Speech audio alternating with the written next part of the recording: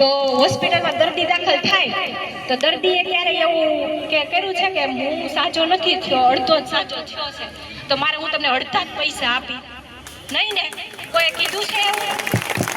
નથી કીધું. તો ખેડૂવારે શું કામ એવું થાય છે? આવો અન્યાય ખેડૂત સાથે સૌથી મોટું અહીંયા મેન દુઃખ છે.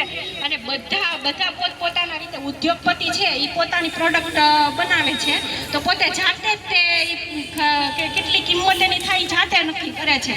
પછી બિલ્ડરો છે એ પણ પોતે મકાન બનાવે છે અને જાતે જ કિંમત નક્કી કરે છે. તો ખેડૂત પોતે પકવે છે તો એ કેમ નથી કિંમત નક્કી કરી શકતો?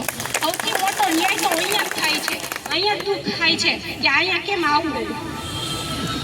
બસ બીજું તો અમારે કાંઈ કહેવું નથી. બીજું કહેવા માટે તો ઘણું બધું છે, પણ છેલ્લે મને છે ને એક કવિ કાગની એક શેર યાદ આવે છે કે પંક્તિ યાદ આવે છે કે મુસાફિર માર્ગ ભૂલો ઉતરતા કાળ અંધારા, મુસાફિર માર્ગ ભૂલો ઉતરતા કાળ અંધારા, ગામ જોઈને હરખાણા પણ નીકળા જુતારાની નગરી.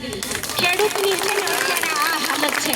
બસ કેવું તો ઘણું બધું છે, પણ અત્યારે આપણું તો એટલું. અને હું બસ એટલું કહીને મારી વાણીને વિરામ આપું છું. જય જવાન, જય